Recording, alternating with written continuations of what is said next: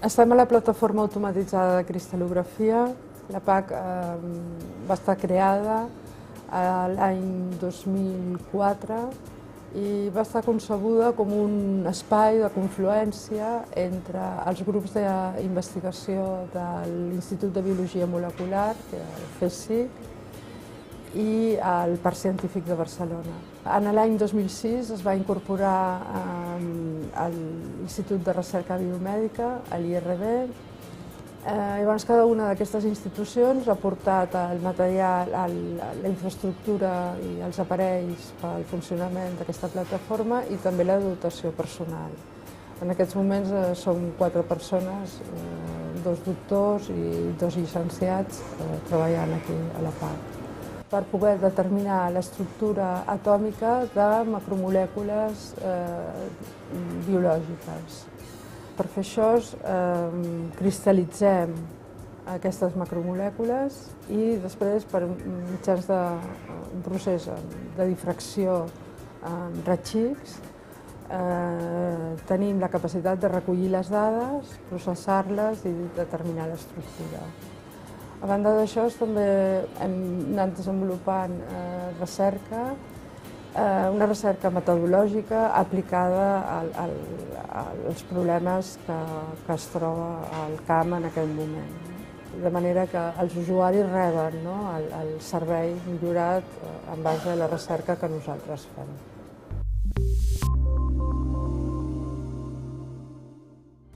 La PAC té 2 àrees diferents. La primera àrea és l'àrea dels robots i la segona, la de difracció de raigs X. La primera àrea té 6 robots diferents.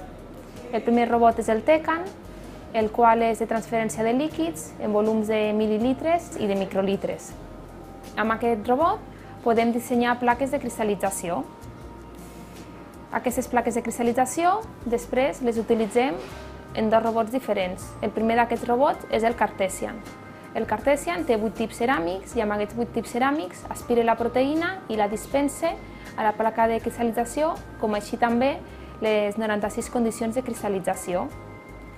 I després, per últim, tenim el Fènix, que és un altre robot també de dispensació de proteïna i condicions de cristal·lització, que treballa en volums de nanolitres, des de 50 nanolitres fins a 200 o 300 nanolitres.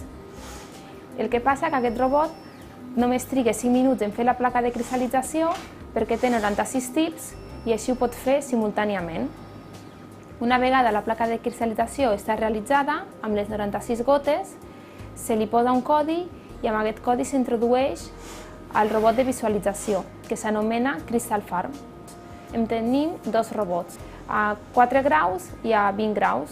Ho tenim a 2 temperatures diferents perquè la temperatura és una variable que influeix a l'hora de cristal·litzar una macromolècula. Aquests aparells fan fotografies i l'usuari els pot observar a través d'una pàgina web. També tenim la possibilitat d'un últim robot, el Descom Minstrel, que aquí la placa es visualitza al moment, no cal visualitzar les fotografies mitjançant internet i es poden diferenciar els cristalls de sal dels cristalls de proteïna, gràcies al software que té, perquè té llum ultravioleta amb la qual podem diferenciar els cristalls de proteïna i de sal. Per a poder determinar l'estructura atòmica de les proteïnes que han cristal·litzat a l'altra àrea, utilitzem un generador de raigs X d'ànode rotatori amb òptica confocal i en 2 difractòmetres per a poder realitzar 2 experiments simultanis. Els cristalls es mantenen en un feix de nitrogen a menys 170 graus centígrads per evitar que la radiació els degradi. Amb un aparell humidificador i deshumidificador podem controlar l'atmosfera dels cristalls per tal de millorar la qualitat de la difracció i també ens permet afavorir la difusió de compostos d'interès farmacèutic cap a les seves proteïnes diana.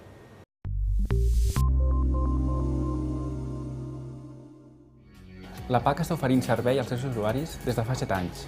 Els primers 5 anys va estar dedicats a establir els protocols, els controls, la calibració i un llarg etcètera. Per mantenir la flama de la recerca encesa, sense entrar en competència amb els nostres usuaris, hem iniciat una nova via per a comprendre millor el procés de cristal·lització per ell mateix. Estem posant la nostra atenció en l'estudi en el paper que té l'aigua com a solvent als cristalls de proteïna, i això ho realitzem des de 2 camins diferents. De forma sistemàtica, amb l'estudi dels diagrames de fases, on variem la concentració de proteïna i la concentració de solució de cristal·lització, i l'optimització del sistema de variació de la humitat dels cristalls de proteïna.